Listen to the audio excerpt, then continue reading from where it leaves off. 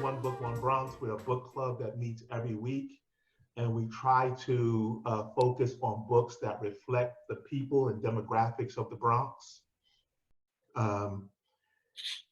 We're a little different in the sense that, at least when we meet in person, we give out free books to the first 25 attendees. And we also try to make it so that everyone is equal in the book club. So if you come into the book club and you have an issue or something and you want to lead the discussion or facilitate, 15 or 20 minutes, we encourage that. If you want to come 1 week and you can't come for the next 4 weeks, that's cool with us. We really feel like to build community, we have to meet weekly. We have to do it more than monthly. So that's why we meet every week. We usually meet at Bronx Art Space, but since the Rona is out here, they have everyone. They have everyone back home in their kitchens, and this is my kitchen behind me. This is my living room that way. So I'm by the front doors where my computer setup is. So anyway, that's what it's about. We usually read about 8 or 9 books a year because a book usually takes about 5 weeks. Then we take a break in between books. We might change that in the future, not have a break, depending on funding and a lot of other good things. So anyway, so that's my intro. I'm Ron. I don't know if we have to introduce because our names are kind of showing. Yeah. Whether we have to introduce each other or introduce ourselves, but we can just kind of jump in. One thing, what's her name? Tiffany sent me an email, said she wasn't feeling it. Tiffany with the hair, has a big hair. She said she wasn't feeling it, so she wasn't going to join us. Let me text her right now. She lives up by you, right? Yes, yep. Yeah. I'm gonna text her right now. Yeah, that's another one we can shame. So, but Stephanie, you guys see, everyone sees Stephanie. Stephanie is the regular facilitator of the book club. So this is about the most talking I do as far as the intro is concerned. And then I'm just a regular, book club member. Take it away, Stephanie. Okay.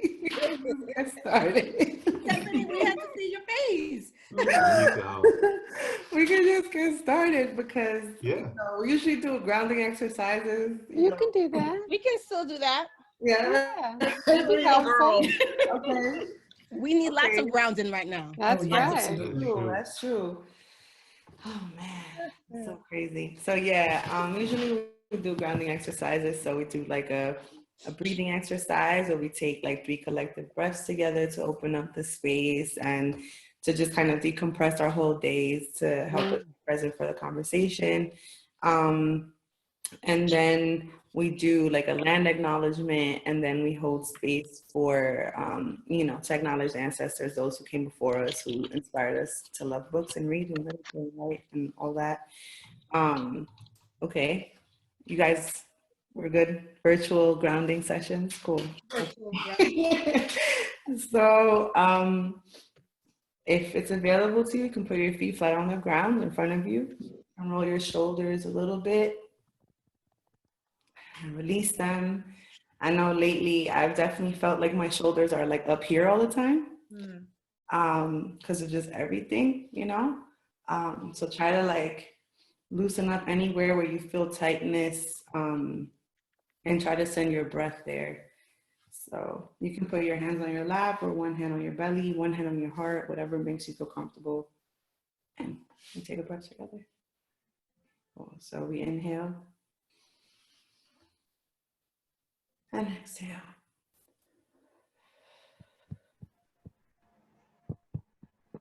Inhale and exhale.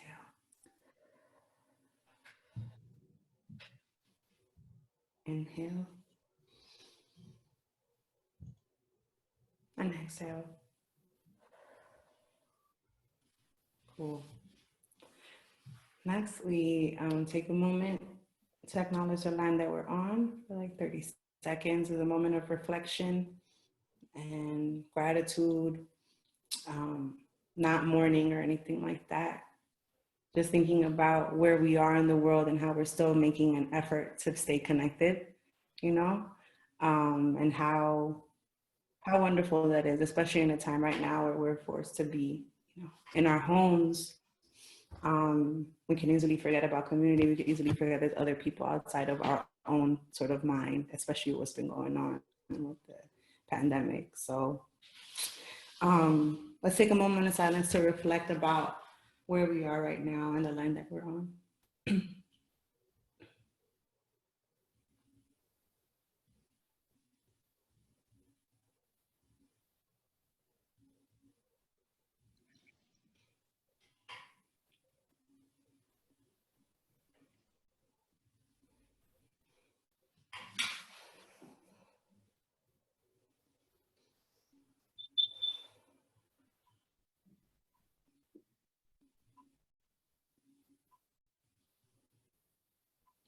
Cool. Thank you, guys. And last, we shout out the names of those who've come before us, who've inspired us to like be here today, to learn, to love books. It's our gesture to those who came before us that we're continuing this work in their honor, and also acknowledging the humility in that we're not the first or the last people to talk about books like this or to learn from one another or have these kinds of conversations. We say the names out loud and we hold space for those names that we say aloud, as well as all those who are nameless in our hearts. So for those that we don't know their names, also in our hearts too. Octavia Butler. Ronald Jones. Gustavo Martinez.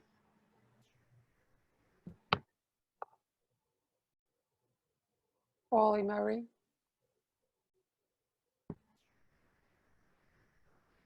Jose Delgado.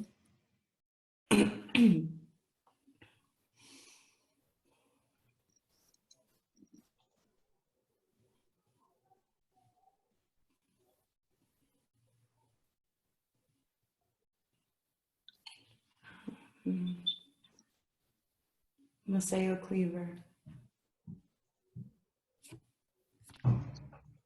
Hello. Hi, Rachel. Hey, Rachel. Hi. We're doing that. We're doing the shout outs right now of the folks before us, the ancestors and stuff like that. So, Okay, okay. no.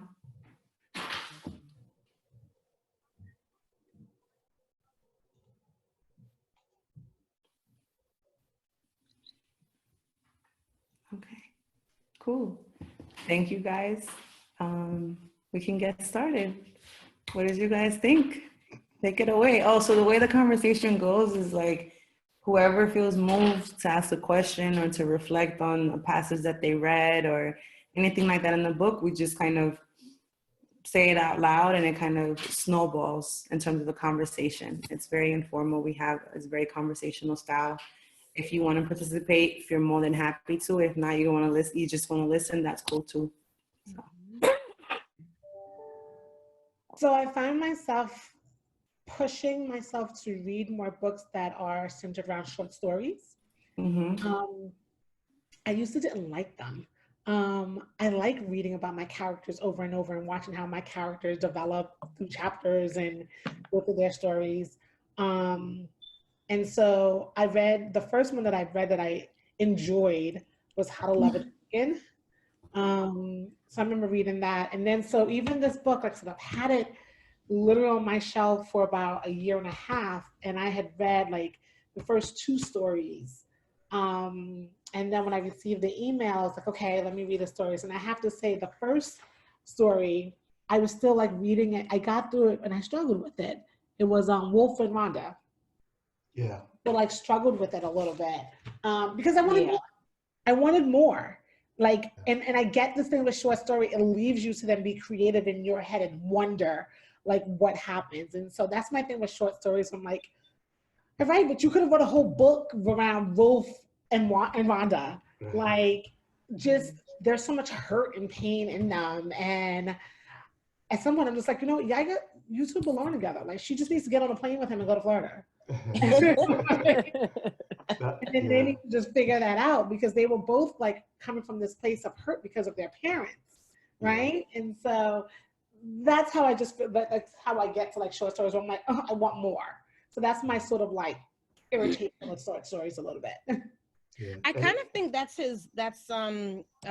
Jamel's, I think that's his style almost. I mean, there are some short stories I feel like we'll encounter that everything is somewhat resolved by the end, right? That there are some short stories that you know, there's a beginning, middle, end, you know, and you don't walk away with this feeling of like, what happened? What's going to happen next? But I mean, I feel like in reading his short stories here, that a good portion of them end with like, okay, right, and just kind of leaves you wondering, okay, well, where is this going to go? And kind of leaves it up to the reader to kind of go on that journey after the story ends. I think that's part of his writer's style. Yeah, no, absolutely. And that also seems very much like how life is. Like life isn't always tied up in a neat bow, you know, in every incident or relationship or conflicts you have, you know, it doesn't always end so neatly. And I think that's one of the things he's also trying to convey to us, that these are not stories that have a clear beginning and end, but they're like segments of a life or of a day, a week, a relationship, you know, and hey, Gustavo, and they don't necessarily have like those kind of clear brackets in the beginning and in the end. Although with this book, with this short story, he is jumping back and forth, and it just seemed like he had plenty space to fill in to make it a much larger story or even a short novel, because he's jumping from their childhood to the reunion and back and forth. And many characters as well, like from his friendship to the other ones at the reunion. Yeah. So yeah, it definitely was like, oh, this could have been a totally book by itself. Yeah, yeah. Because others, it seems as though, like, of many of his short stories, this one had mentioned the most characters in the short story. Although this one seemed, sorry. Go ahead, Rachel. No. I was like, I agree with you. Like this one was the most like fleshed out. Like the characters, it was like more developed. They had like a background story. Yeah. It had like a beginning, and like it made more sense, and just kind of ended, like you said, like it just dropped. Yes. So I did want to hear more about them. I didn't get a chance to read all the way through that chapter. Can you guys like surmise like what happened at the end? Because I got to the point where, you know, he was like, I know what they're asking me to do, which furthermore, as a plus size advocate myself, okay, that story was very. He was feeling her though. He was feeling her. That's what I said at the end. That's what it is. He like yes. You realize inside was feeling her, but the bullying that was happening in there, and like I could totally relate with that type of stuff, you know, which is why you will never catch me at a reunion. Because this is, you know, it's like everyone comes to your walk, you know, crap about you. Yeah. So yeah. And I have to say, the way her confidence was amazing, and he liked her. He was just being, he does. I think, and I would say, like, it's funny how you say you related to some of that. Like, I'm not a plus size, but that's what teenage guys did. Like, I still have a friend to this day. He was like, man, I liked you. That's why I pushed you and hurt you. Like, they were just cruel. Like, that's how boys like. And I was like, really? I was supposed to know that you liked me by that? Because to me, I'm like, you didn't like me at all. But he was. Those things have long-lasting effects. Absolutely. Right? I mean, they absolutely do. Absolutely. But then what I loved about it, it's funny, if you finish reading it, like, he got angry and everything. She's just looking at him like, all right, whatever. And I paid him no attention. And I love that at the end, like they were holding hands, right? Like the moment she didn't respond to his anger, he like came back down and then sort of like was talking about how he enjoyed her body, how he enjoyed parts of her. And so that's why I said I wanted more to be like, well, shit, did she get on a plane and go with him? Because that's what just needs to happen right now. Because I got the impression that, you know, the relationship was much more important to him than it was for her. Yes. Right. Yes, Exactly. yes. Like, Yeah. you know, whatever. He's just still a boy, and in her mind, he was still a boy. So he, you know, in spite of the fact that he had all this fame and, you know, he's so well known and well liked, and people would not assume that he would go after a girl like her or like a girl like her. It just turned out to be the opposite, that he really felt that what happened between them was really sacred and secretive and special. And he couldn't, at least that's the way I interpret it, he couldn't understand why she went out there and told it the way that she did, because he felt it was such a special thing for them or for him. So it was interesting that in spite of the fact that she seemed to be the one who was being bullied, really, in a real sense of the word, that she was really careless about and carefree about, you know, the whole interaction that was happening between her, this man, and the rest of the crew. So I kind of saw her seeing as a winner, you know, like, you know, this is like, Right.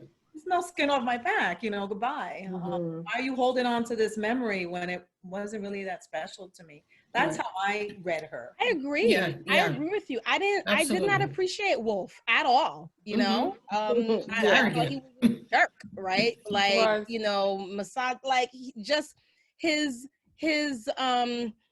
demeanor and his lording over women and using their bodies, you know, I didn't appreciate his character. And so I was happy when she was like, I don't even like, this is not like, It didn't mean anything. right. And it's not, and she wasn't just putting on a facade. Like, she honestly didn't care. Like, she honestly was like, you're making this a lot more than it could have been, should have been. Why are you so mad? Like, what's in the past is in the past. And I appreciated that the writer had that kind of like flip, you know, and kind of had her be the winner, you know. See, I didn't look at it. Oh, Hello. okay. So you just gonna join us? Okay. You got. I was like, where are you? And she come on here like, oh, what? Oh yeah. Attitude. That's you, Tiffany. Like, hey. After she told me, no, I'm not gonna come tonight. I'm not feeling it. Feeling it. No, Lydia just texted me. She was like, where are you?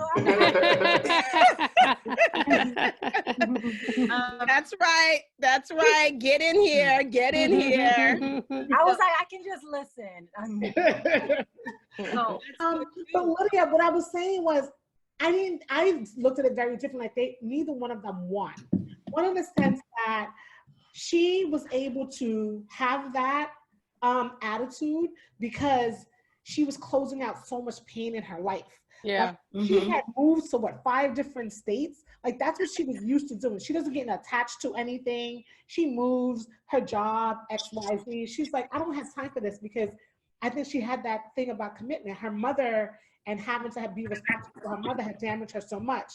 And Wolf started getting worse in school because of that incident happened with his father and the distance that created with his father. So they were both like in this space of pain where it's just like, I even wonder, like, did she even graduate? Right? Like, this is why I said I needed. That wasn't clear. It wasn't Yeah, clear. that wasn't clear.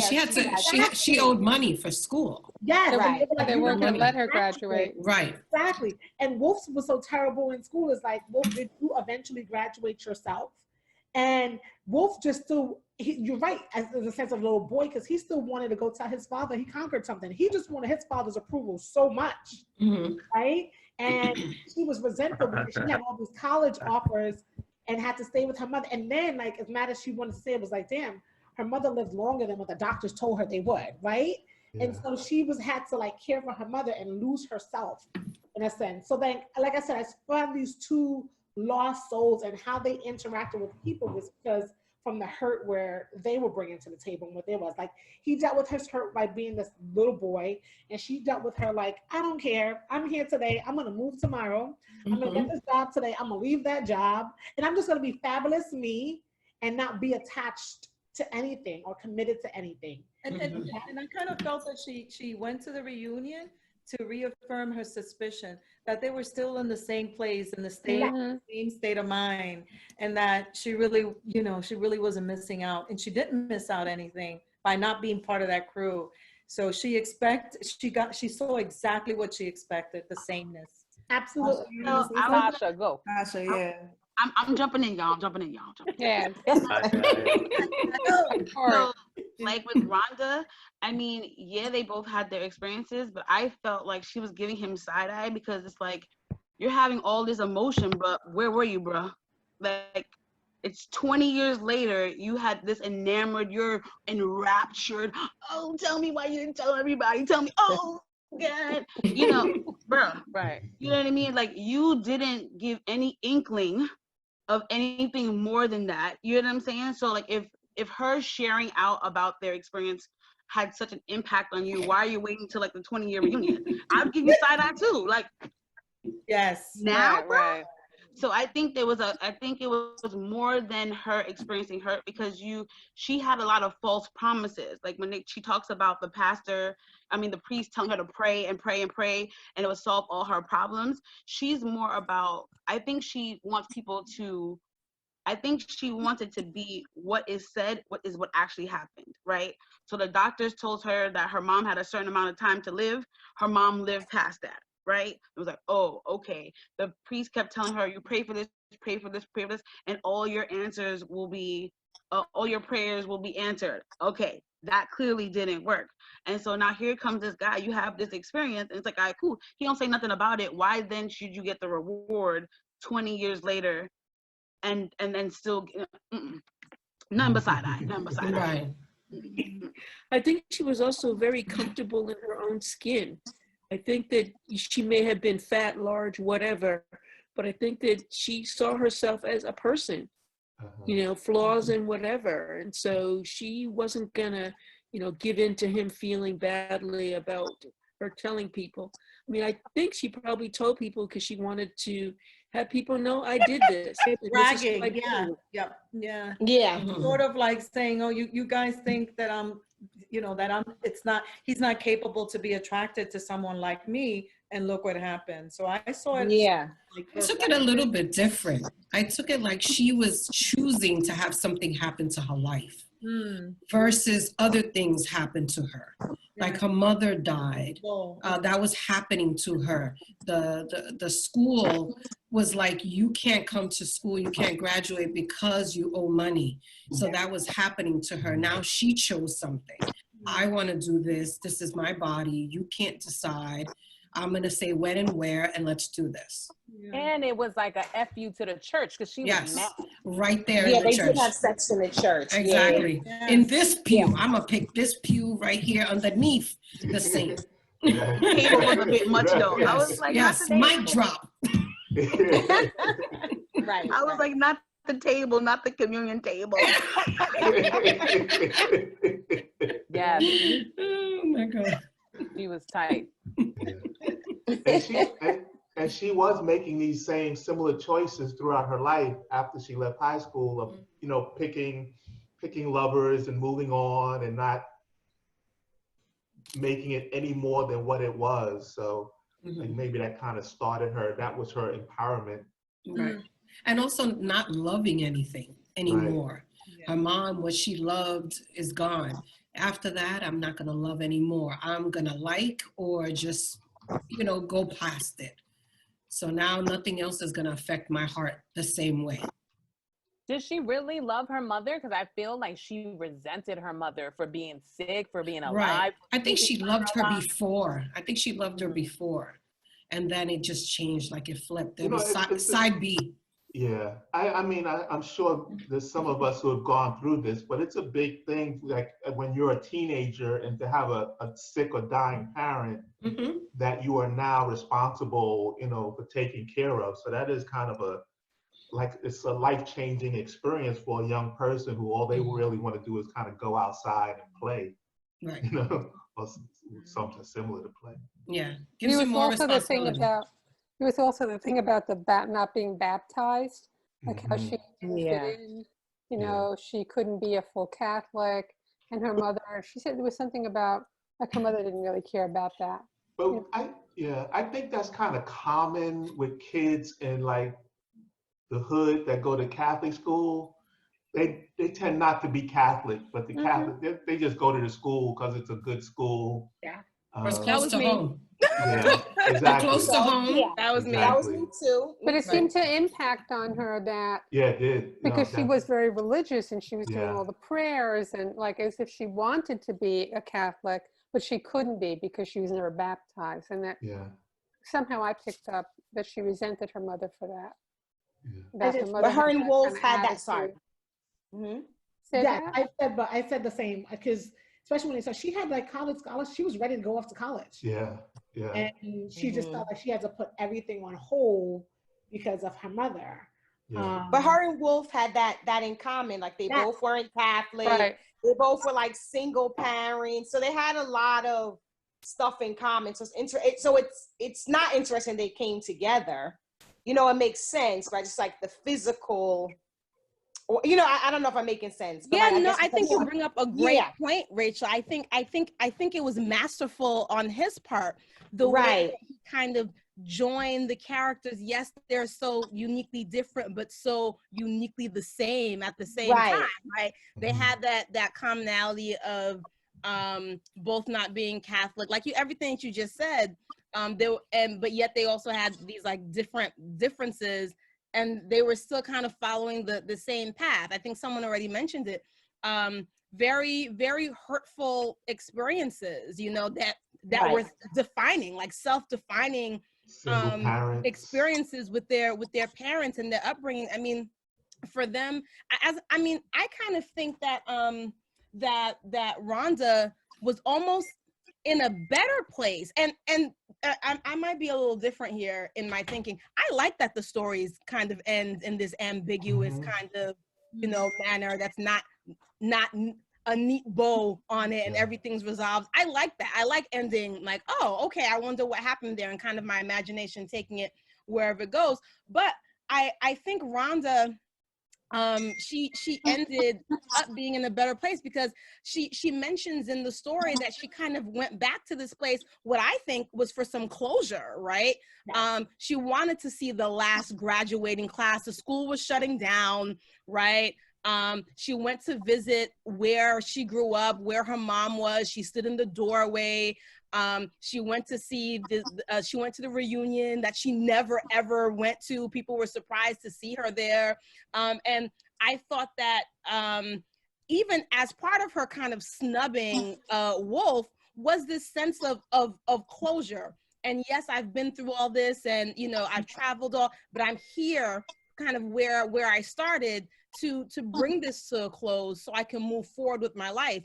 And I don't feel like Wolf had that same thing, even as he was with her on the step, on the wherever, on the street there. He was still processing his interactions with his dad. Because like, he wanted to go tell Wolf's father is still alive. Right. Died. And even as an adult, yes, he wanted to run to him and say, "Oh, this is what I'm doing with this woman right here." I'm like, my goodness, how are you? Because but that's the thing. But that's the thing with people. It doesn't matter how old he is. He's still yearning for his father's approval. Right. Successful. Yeah. He's done this. He's done so many things, and yet all he wants is approval from his parents. That's just to show you how much your foundation and where you come from teaches you about yourself and love and how you like will live your life and how important it is. Because all his success in Florida, he's this man and they have this different name and he's so successful. He comes here, he's like this little coy boy. He's someone else. And all he wants to do is to go back and be like, yo, dad. And he wants to like slap box with his father again, right? Like he wants to like. What happened between And he was him with his old pals again too. Yeah. You know, originally he was talking with his boys about what they were when they went to high school, and you know. Yeah. So I felt he hadn't moved anywhere. He still kind of, even though he was successful in Florida, here in New York, he was just that little kid struggling to be accepted by his father, by his friends, and what would they think of him? What happened between him and his father? They were wrestling. That was odd, right? Right. And, And he hit him, I think he hit him in his private. Yeah, he hit him in his private part. but they don't say private. They just. No, We can infer there. You can infer that. I didn't say it was private. I thought like maybe he hit him in a wound somewhere or something like. No, it's Can we go? It was To it? sexual. Because I'm curious. Like, what do you all think about that? Because that's how I interpreted it. I almost felt like it was just a point where a son is as strong as his father, and that whole dynamic that happened. Oh, you're right. You know, like he might have put him in a chokehold or something like that, and all of a sudden the father realizes that this is not a boy, and he says, the father says, he says you're not a baby anymore. Yeah, you're not a kid. So he may have hit him in his groin, but he could have just did something that showed strength in a masculine, in a very kind of manly way. You know? Then the father had to find that page. It says on page 210 of this book, he touched his father in a place he shouldn't have, an accident. Yeah. Right. But that could be either. It could be a wound, like you said. But that's the author. And then it says the big body. It says the big body flinched, and for a moment their eyes met before his father wedged his forearm between them and flung him over with more force than he had ever felt. Okay. So the father. Yeah, I think his father got freaked out. I think something sexual happened. It was inadvertent. The boy didn't mean it, but I think it freaked his father out because they were so on top of each other. Their bodies were so entwined. And then this thing happens. I think it freaked his father out. I think that's what it, you know, and that's why he like didn't want to do it with it, have that kind of shadow boxing with him anymore. Because it was like, no, you know, we're two men. The aftermath of that is so painful for me. Like the aftermath of that, like, because those were such endearing moments for Wolf, and those were points that he really connected with his dad. And to go from that to absolutely nothing, I mean, I feel like that also just shines a light on the damage that his father might have experienced, you know? Like, so we're talking about all these broken individuals who are interacting with each other and, you know, maybe even doing more damage. It was very painful for me to see how Wolf is just longing for this interaction. And so it had me wondering from the beginning, because he's talked about his broken relationship with his father from page 1. And of course, throughout the entire story, I'm like, what happened? What happened? What happened? And then to know that that's what happened, I'm like, wait a second, there's more there, right? They don't talk about Wolf's mother. What? Do they talk about Wolf's mother? I don't remember hearing anything about her mother. Right? You know, now that you say that, Lydia, at first, when you say that now, I'm thinking, well, maybe his father was sexually abused. I didn't think that first, but when you said it just now, I was thinking maybe that triggered for his father some like a touch that, you know, did not feel good, that was a trigger of a trauma, and that he couldn't figure out how to come back from that. I'm thinking of that now. I mean, what I thought of originally is I feel like, at least I remember in this story and the first story, that there's a way that thing about men's sexuality, you know, comes into play. Like in the first story in the book about the bubbles, when the two no more than a go bubble. home from the party with the two women, and then they kind of get drugged, you know, and then there's clearly something that happens sexually between the two men in that first story. And it like freaks them out again. It freaks them out. They can never be friends again. They can never look at each other in the face. And there's something about, because all of his, you know, stories, as everybody has said, you know, is so much about male masculinity and like male identity, male masculinity. And I think he's introducing in like a thread for me, like part of the thing that, you know, men or black men in this case, you know, always come up against is this thing about their sexuality. Like, no, there's no crossing over.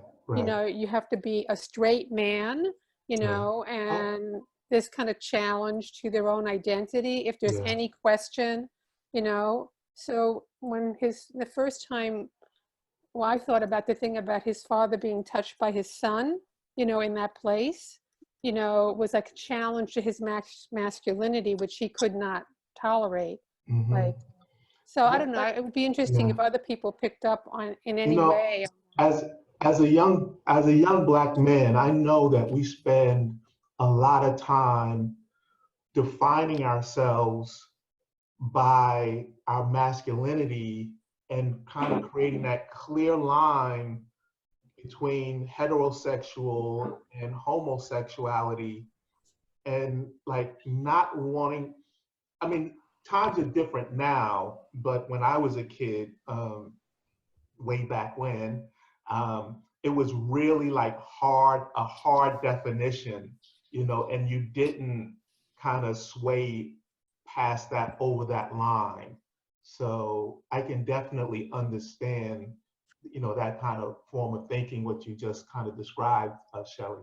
Can I just push back a little bit? So I struggle with this idea of trauma, and like the default is some type of sexual trauma, right? Because the way that Ron interpreted that scene is the same way that I interpreted that scene.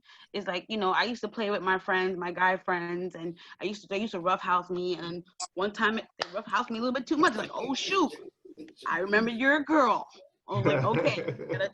So I think it's also just a realization of a different place and time. You know what I mean? Like, to exert a level of force that your father may not be accustomed to. Because again, if you talk about the interaction, he always treated him like a child.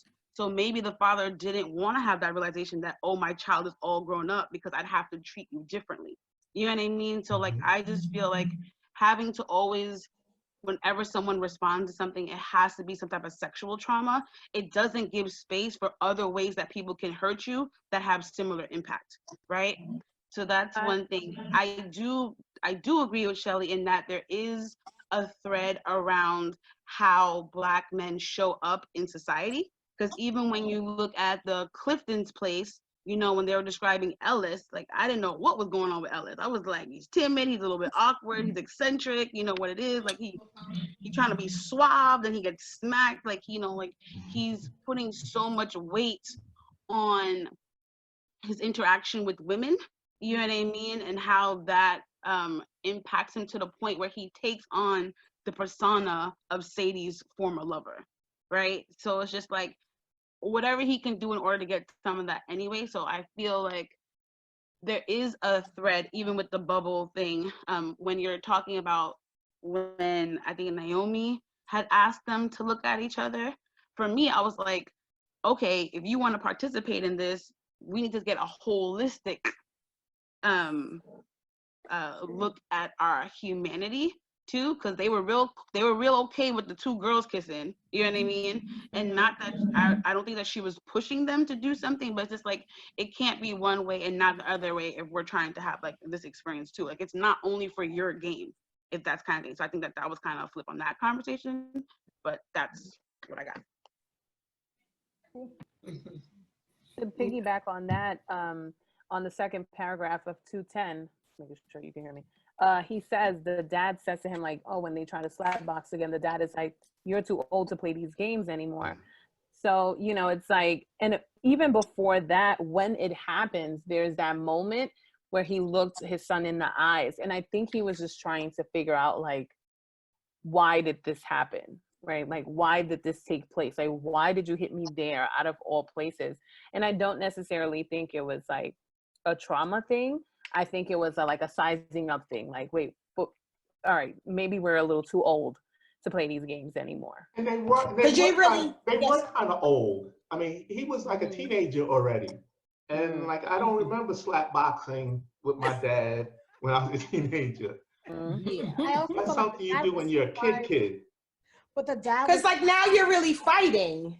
right. You know what I mean? I'm Right. sorry. Like No, I was two just equal sized men. Rachel. Yeah, the like we're dad fighting. didn't realize that. The dad didn't Well, realize that also, until that moment. Yeah. That's when he was just like, "Oh, you a man? Let me treat you like a man now." yeah. Right. Like, oh, Yeah. wait, Don't But forget. wait. like just to jump in, like you're a dirty fighter. Like if you hit me there, like you don't even have any rules, you know, to the game. Like you know what I mean? Like you don't just hit someone in the groin. You know that's like an off limit spot. You It know, was an so accident. I don't think it was you don't something. think so?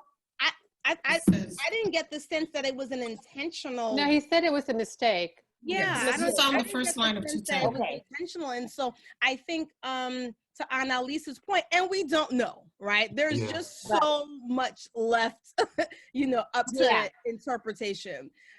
It seemed like an accident, and so because of the extreme of his response, where he never engaged with him again, we're forced to almost think like, wow, is there something more to that interaction that you never, because he obviously had some type of fondness towards his son, right? To engage like that, and then to just cold turkey drop it and never engage for years and years and years, until even now this man is an adult, and he's obviously trying to get his father's approval to the point of almost he has like this facade up. I mean, we didn't even talk about that, how Wolf is almost two different people, right? Like he shuts his real self off. Like, so he comes back to his neighborhood and he becomes Wolf, whereas when he's at work he's Will, right? And Wilford, to balance between these two people that and willingly, right? He understands that he's getting certain liberties when he's Will, as opposed to when he's Wolf, right? And I took some that gave me some pause, which is also, you know, my thinking of Wolf overall, just it wasn't good from the very beginning. But he's obviously a complex character. And there's so much to him, and it's so interesting that it all seems to go back to the broken relationship with his father. It's so heartbreaking. I had a question because when I was like the whole part about his relationship with his father later on, and when he's a man, he's in Florida, he's already a journalist, he's already an advertising guy. He keeps mentioning that he's not good enough for his father. He keeps mentioning that. No, he comes home, he tells him about a promotion, he tells him about a pay raise, and it's never good enough, and it's never good enough. And I was, so there's something about that. And then there's his description of himself, where he talks about himself as he kind of learns how to play the game, right, of being able to do enough to get recognized, enough to get the promotion, but almost like he himself knows that he isn't fulfilling his true potential or going further and achieving even more. And I'm wondering if that had something to do with the father, you know, like the father knowing that his son could achieve a lot more than he actually is achieving, and being disappointed in him. There's a line on page 191 in this book, where it's kind of toward the top in the first paragraph. He says, more than this though, it reminded him of what it felt like to be not accomplished, but perfected. I didn't, yeah. Like he perfected I highlighted that too. himself. That was interesting. Like he perfected himself. He figured out how to get the promotion. He figured out how to move along in his career. But he didn't really see himself as somebody who was accomplished, like who really pushed himself and accomplished something with his life. And I just kind of a question more. I wasn't really sure if that was what his father was responding to and feeling disappointed in, that his father also knew that he was kind of coasting and not doing more than he was actually capable of. But I don't know if anybody else picked up on Yeah, that. and to that point, I mean, now that you bring that up, I mean, to that point on the previous page, 190, he's well aware of that, right? Yeah. So it says his practice, let me go a sentence ahead of, Wolf typically had been less cognizant of his actions than of being rewarded. And as the benefits became more substantial, more sex, more powerful connections, increasingly better jobs, followed by the assurance of a fairly lucrative career, his practiced ignorance won out. His practiced ignorance. So like he was well aware of how he was maneuvering within these spaces of not being his true self or his authentic self in order to get ahead. It was an ignorance that he was well aware of, right? Yeah. And so maybe his father was able to see that, like, hey, what are you doing here? Like maybe he's looking at him like, you're a sellout, right? You're not being your real self, and you're using this fake self to get ahead, and that's not really you. And this is not, I mean, thinking about even his I guess that's a good point. Maybe that's a good point. That's not where you came from. Like this is, you're not being true to yourself by being Will, when even the fact that his father gave him that name, right? Yes. Wolf. His father gave him that name, Wolf, right? And so when he's in Florida, he's Will, and when he's back with his family, he's Wolf. And his father might be saying, "Listen, you're Wolf all the time. Why do you need to be Will?" Right? Marta, you gonna say something? Right. So now that you're saying that, if we go back to page 210 and we analyze why he's looking in his son's face like that, it's almost like to say, did you do that by mistake, or did you really do it?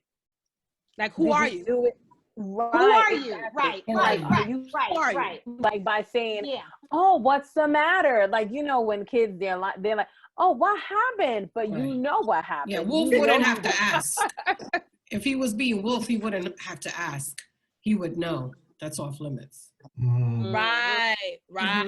Yeah. Will is the one that plays the I don't know. Right. Yeah. I agree with you, Marta. I mean, I think that's a lot to put on Wolf, because as much as Wolf, I saw Wolf idolizing his father, right? Even when he's in school and they're teaching him about slavery and he's giving them the rebuttals to be like, don't teach me lies, don't do that. And his father comes in and then later on, he's like, you my son, don't let them tell you no lies, right? Right? Whereas like, that's when they have their bonds. And he was like, yo, I can do what I want in this school because my father's gonna come here, he's gonna play this game with y'all and chit chat, then we're gonna go home and he's gonna fist me up like that's my son, right? And so he had that relationship. When that fight ensued, and again, Lydia, like you said, that reaction that his father did and cut him off, that's when Wolf really switched, and now he's just like, what's happening? Who am I? I think he just then got lost. And then I think it was Rhonda who said, this is where her thing came when she came and said, no matter how successful, whatever, they're just unhappy. Yeah. Like someone said that. And so he's miserable. Wolf is walking through this world miserable. Yeah. He's going to Florida. He's not applying his full self. He's just doing what he's doing to get by. But at the end of the day, with all his success, with all his accolades, all he wanted his father to be like, that's my boy. That's right. No, he just wants that again, and he's not getting that. Right. That's what's causing his misery. And she said he's desperate. Yes. Also desperate. It's so sad, y'all. It's so sad. He was sad. He's a little thirsty. He was a little thirsty. Because he was desperate to go tell his father. I know. Right. Like, that's crazy. And for sex, he seemed a little thirsty for that too. Yeah.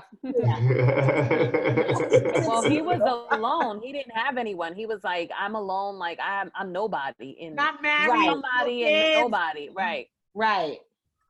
Yeah. Right. Remembering that. that. And I think that theme is encounter. there.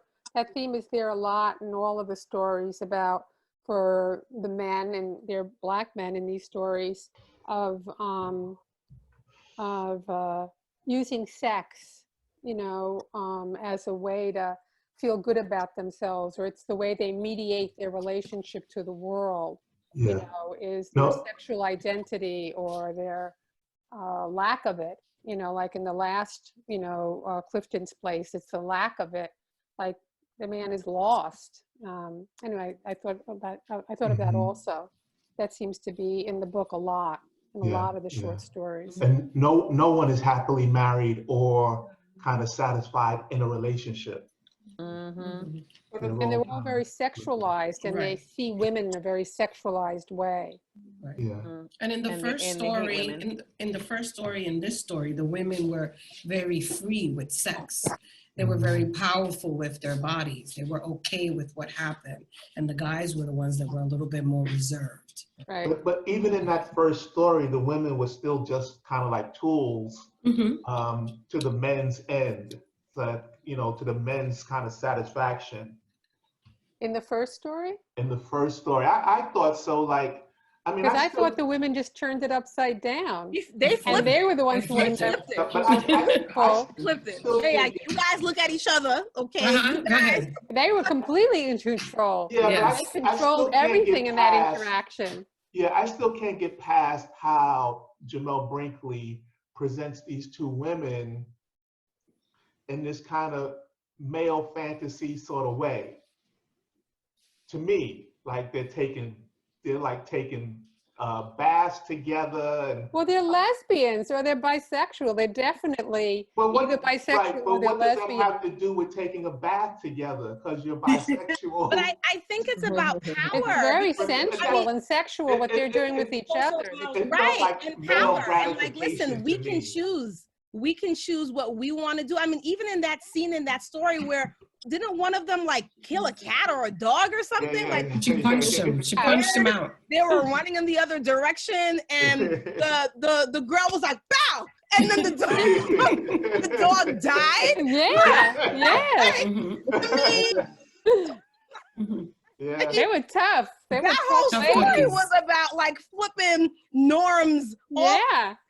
Like we're in control here. We're taking back our power here, right? Okay. That's the way I read it. I hear you. Yeah, and even in the sexual scene at the end with the two women and the two men, the women are completely in charge of that. Completely in charge of it. Giving directives and orders. Yeah. I guess. They even set them up. They set the two young men up to be sexual with each other, to go past themselves. I just want to note set that up. comment on the side. Where it's like the labels, you don't have to be lesbian or bi to take showers together. And also, Say that, Seth? Just pointing to Tasha's comment. It's a kind of right, but I don't care about their preference. Why have two people in a tub together at all? That's what's weird. Conserving water, Ron. Conserving water. Water. I guess. Here's what I'm saying. They can just be conserving water. That's really what it is. I mean, it's just like, shoot, I just lost my train of thought. So when I was reading that story, I don't know. For me, I didn't read it as if they had a sexual act, the two men. I read it as the fact that the mere fact that the women involved forced them to even look at each other was already too much. Like they didn't even have to touch. Right. Just looking at just another man's private parts outside of a locker room was like, whoa, what does this mean? This immediate questioning of how they're going to be perceived. Yeah. Like it didn't even have to get physical. You understand what I'm saying? It was just like, they're making me look at my friend. And like that having to be the gateway to whatever they thought they were going to get with the two women. I thought that was a really, really powerful example of like power dynamics. in a space. It's like, all right, bet you want to do this, well, you got to do something for us. So for me, it didn't even have to get to the physical point. It was just this having to stand in their own vulnerability at the voyeurism of the women, and them getting pleasure out of this shift was all they needed to like make their masculinity like crumble to the ground and start questioning a lot of things. Yeah. So that's how I took it.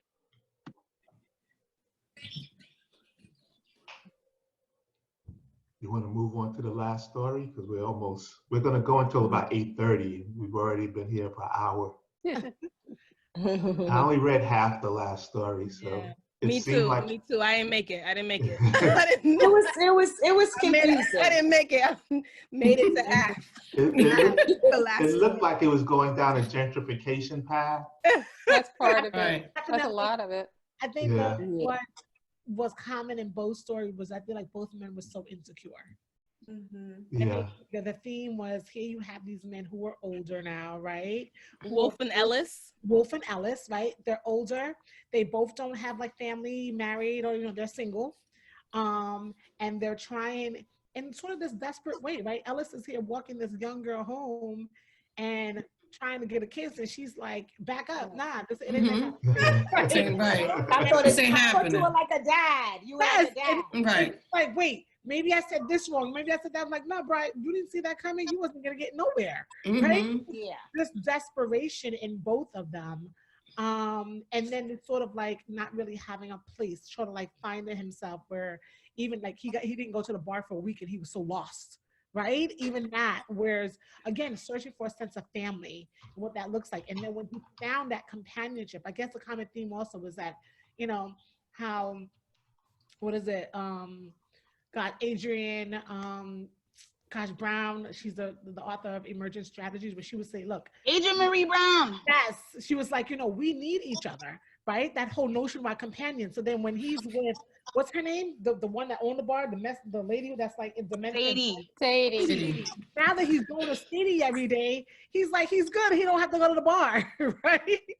It's just, again, that companionship, that sort of like that human connection is what they're both sort of like needing, and how, and even like Sadie, right? She names a bar after a man that she's told to leave and hopefully he was going to come back. Like, really? Well, loneliness is a theme that I find that runs across so many, if not all of the characters. And there's this deep loneliness. Anytime I read any of the characters, that's what I perceive, this deep loneliness and this desire to connect and to be loved and to be accepted and to be wanted and to be part of that. And it was very strong for me with Ellis. I just felt this deep loneliness, no sense of friends, no sense of connection, no sense of belonging.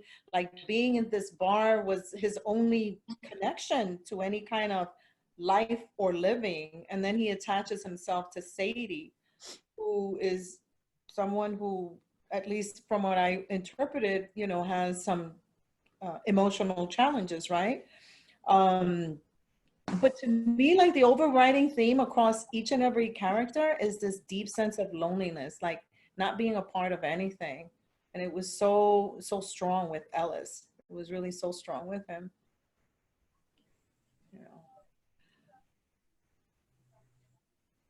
Why do you think he brought in the whole piece about the girls? The two white girl, the two girls, that whole scene, and then that couple that the one where he threw the drawing, he showed them the drawing and they got upset and threw it back. Yes. What did you think that was about? I don't. But then it's also, whereas when they described it, it was sort of like, okay, the guy wasn't wrong. That picture was sexual from what I'm reading. Right? Yeah, it was it seemed like it was misinterpreted. Like Ellis didn't mean it. He thought he was doing something nice. Oh, here's something for the lovebirds. But somehow when he looked back at the drawing, it was like, okay, yeah, this is kind of weird. But he didn't intend it for it to be that way. But So that's a part of, again, another example of his socially inept, right? Oh, right. Then he misread the cues when the girl was saying, walk me home. And I'm like, dude, you're just missing these social cues. A little socially off. He's a little socially challenged. But how did they misinterpret the that I guess drawing so bad? You know, like it was the couple's reaction really seemed extreme to how the narrator explains what the picture looked like. I didn't think there was extreme. First of all, the guy wasn't in the picture mostly. It was mostly the girl, and her mouth open, and it was suggestive, right? That the way she was eating, it was suggestive. It wasn't like they were doing like, I thought, oh, it was so nice. He's doing like a sketch of the two of them sitting there at the bar. The guy was hardly in the picture. So the fact that when the other guy ripped the guy off of it, the fact that you can rip a part of the piece of it and the guy off of it, and you still have a picture that you can hang up, that tells you how much of what he was in. Like, he wasn't in it. Like he was so focused on her mouth being open and the way the placement of the food. It was suggestive. Yeah. And again, that's just. But would you have left? Would you have that's left? my thing. The guy's like, reaction. Yeah, this guy's sitting here like, at him. Well, yeah, because it's a part of me. I'm like, dude, you're sitting there in this corner being a creeper, drawing a picture of me. Like, no, I'm not going to stay here. So what you want to do? Draw another one? What would you want to do next? Like, we got to go. Like, and they weren't regulars. They weren't regulars. It was their first time. Right. So they're like, oh, we're never coming back here again. Like, you're a creep. Like, you're just sitting there just observing and just drawing, like, you know, sexualized photographs. Like, that's crazy. Yeah. That's a good question, Stephanie, about masculinity. Does the masculinity explored in the book leave us feeling that there is more to luck than happenstance? Is luck a character? That was interesting. I don't know the answers to that, though. Mm-hmm. You know, like, I guess being a man, I would think it's easy to be like a Black man in America, but I guess in this book, it's really saying like it's very much, it's a difficult thing. You know, I don't know. It has a lot of layers. Definitely. It's easy to be a Black man in America in which way? In terms of like sexual procurrence, like I'm using words that I don't know. But you know. I don't know. Yeah. I mean, that you're we a understand man. you, Martha. You have that. Thank you. You know, I guess. I actually, Rachel, I'm gonna push back on that. I don't think it's easy to be Black men in America. Not at all. And I'll look back at this question that Stephanie wrote about, does vulnerability erase joy? Oh man, there's stuff going on in the chat. Yeah. Yes, girl. On the chat. I'm missing what's going on in the chat. Oh, Kiki. Oh, side. Yes, all about you. We're talking about you. I think that whole notion of vulnerability is what Black men have been running for all these years, right? Vulnerability is a sign of weakness. It's not when you're saying is vulnerability erase joy, so to say, like I would say yes for me, right? As a woman, I think as a woman, for us, it's like if people say, "Oh, women are so emotional," right?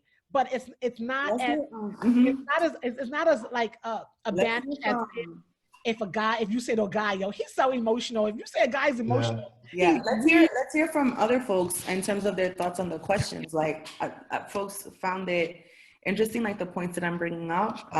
Very interesting. Back to the title, just because like at the end of the day, it's a lucky man. You know, we've read various different stories.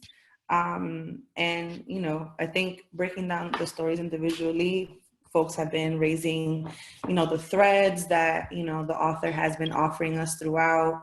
You know, I think thinking about masculinity and its relation to luck or vulnerability, you know, what do you guys think about in terms of overall when thinking about the title and the stories that we've shared, that we've read together so far? Are there any questions that these questions like prompt you guys? You know, who were the lucky men? Is a question Brenda asked too. Like no one was lucky. Right. Yeah. No one was lucky. It's a play on the title, the opposite. And also the whole exploration of being vulnerable for in a masculine context is like too close to being labeled as queer or gay. And I think that this author has done a good job with showing how Black men can be sensitive or part of just the regular world without being labeled queer. I think he does a good job of that, because throughout the book, there are instances where Black men are being sexually abused, and they don't become gay because they were sexually abused as a child, which oftentimes is a narrative in, you know, in lesser books, like being sexually molested leads to you becoming gay, or being raised by a woman leads to you becoming gay. And I think he's done a good job of avoiding all those kind of tropes that we usually see in popular culture. I was thinking that the short story that's called A Lucky Man, that particular short story, if I remember it, that's the one where the guy is the security guard at the private school, and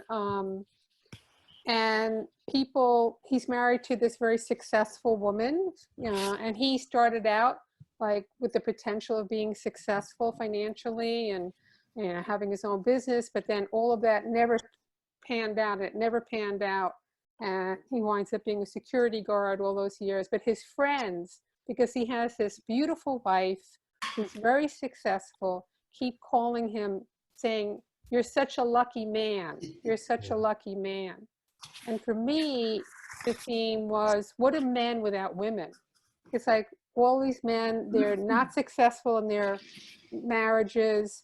They're not married. They don't, they don't have a family. They're very lonely. And so I was just thinking, it raises the question about let me just say it this other way. I had this experience in reading the book that it was almost a mirror of Toni Morrison and the way she depicts Black men in most of her books. We talked about that when we were reading Toni Morrison. And it's almost like Black women have been allowed in this country to have any sense of success. It's been just way too threatening for white supremacy to have Black men actually be at all successful. Black men have been held down in such a more concerted way over all of these centuries. And it comes out in Toni Morrison's books, as the Black men being peripheral, marginal. And I see that in this book also. And that the one place where he refers to the lucky man, it's the man who is married, has a great wife, a great woman, successful woman, and that's what makes him lucky, to be attached to a successful Black woman. That was how I read it. Interesting. If I may interject, my one point. Of course you can. The lucky man, I didn't see it as that, although that's interesting. What I thought he was lucky for was the fact that he didn't get caught with all those pictures of women that he took on the streets. Because remember, he was like checking his phone and he was bumbling in school. And then the white mother came up to him and she was like, I saw you taking photos. And I thought he was gonna get caught. I thought she was gonna grab his phone and look at all the photos, but she didn't. And so at the end, it's like he got away with it. And he had deleted all this. Yeah, he was lucky. And that's what I thought. I didn't think he was lucky based on the fact that he was married to that successful woman. I thought he was lucky because he didn't get caught. But he could have been perceived lucky because he was married to that successful woman, which I think was. Also just somewhere in the story he is. Somewhere in the story, one of his friends refers to him as a lucky man, or somebody in that. Maybe it was the co-worker. I think the co-worker. The co-worker says, "You're such a lucky man. You have such a wonderful wife."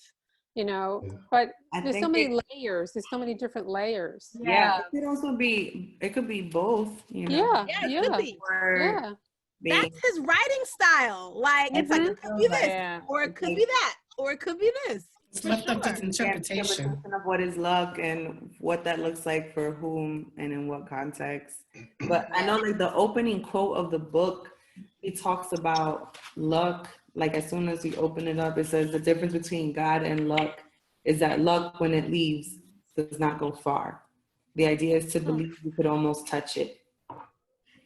And it's Carl Phillips from If a Wilderness. Oh, I didn't even see that. Yeah.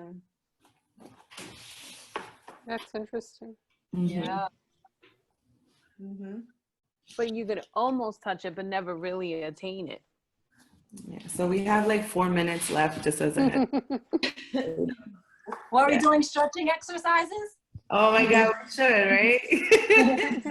Wait, let's touch like 1 minute on what Tasha wrote. I like the ending about the irony. The irony is vulnerability can lead to joy. Yeah. Which I think that's a good point. Yeah, because I was just thinking about how You need Cleaver here. you know, you just think about when everyone said, "Oh, did you get lucky?" That's what sparked the question. Yeah. It's did someone get lucky? You know, there is this inference or some inkling towards some type of sexual conquest, right? And so a lot of the characters, that was one of the things that they were looking for, but they didn't get it because there was some lapse in some type of vulnerability. Either the vulnerability came too late, the vulnerability compromised the experience, you know what I'm saying? Or the vulnerability didn't allow them to show up as their full self. So, you know, you have the guys from the first story where you're talking about, you know, you had a threesome, you had an orgy, like, you know, I think it was Claudius or one of them were talking about how they're like, yeah, I'm having this orgy, but I'm fucked up because I'm thinking about, I saw my boy, you know? And you have the other part where you have Wolf, who's having an emotional breakdown in front of the church because the church is locked, bruh.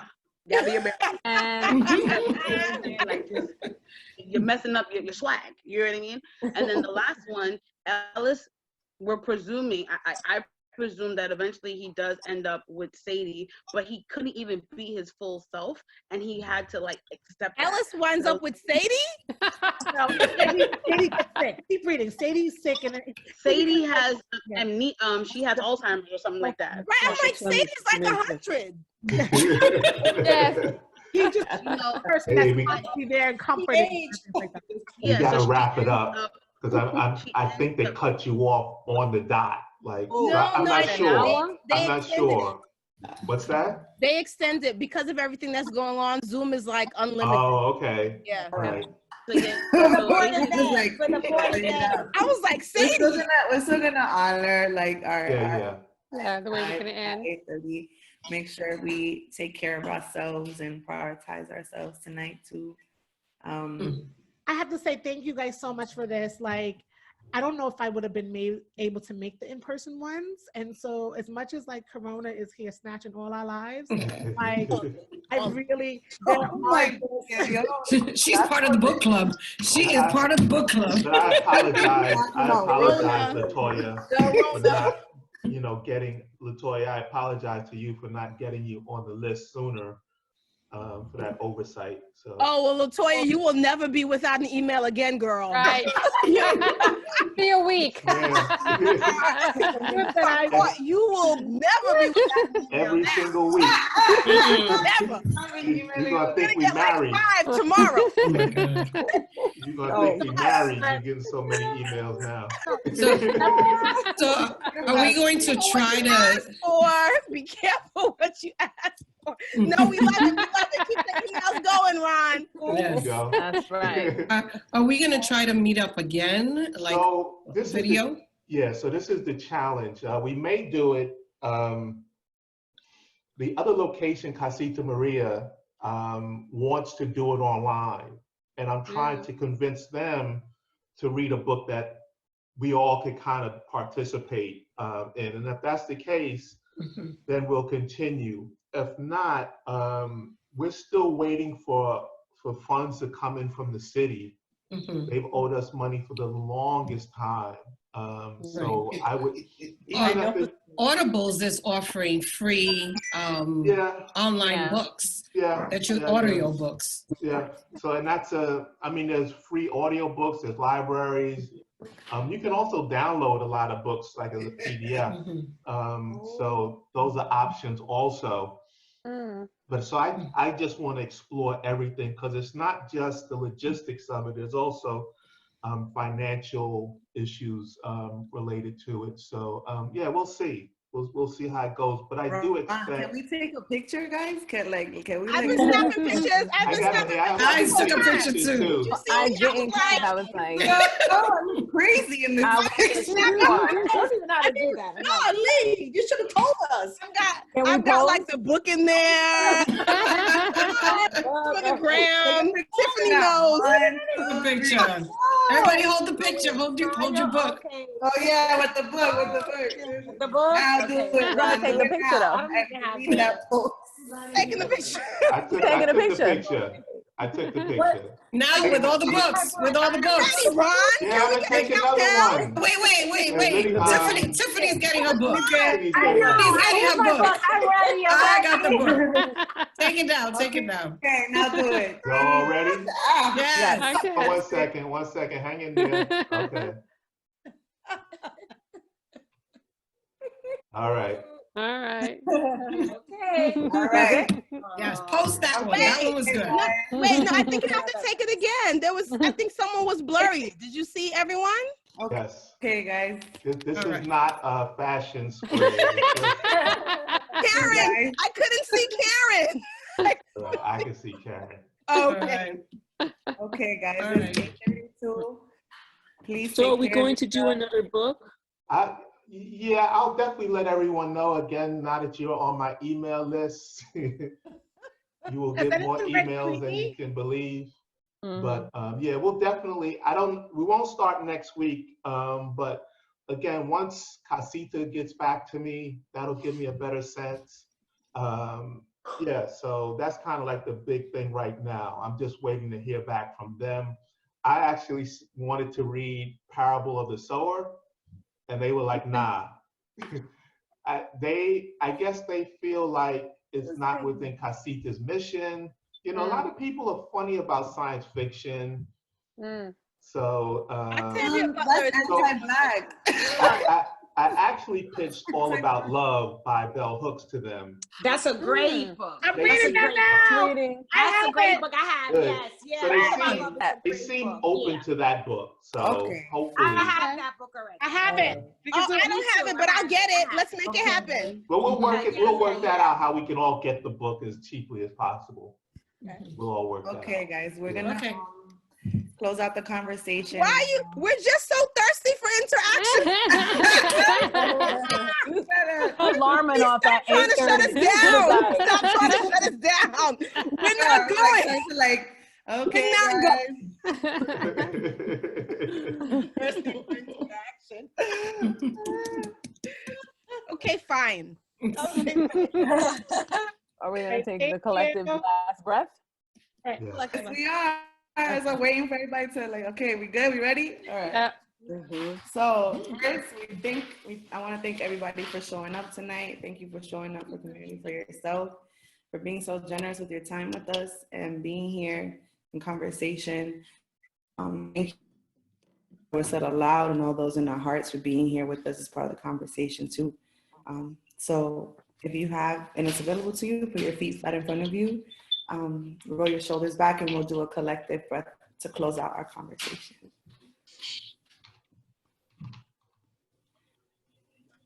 So we inhale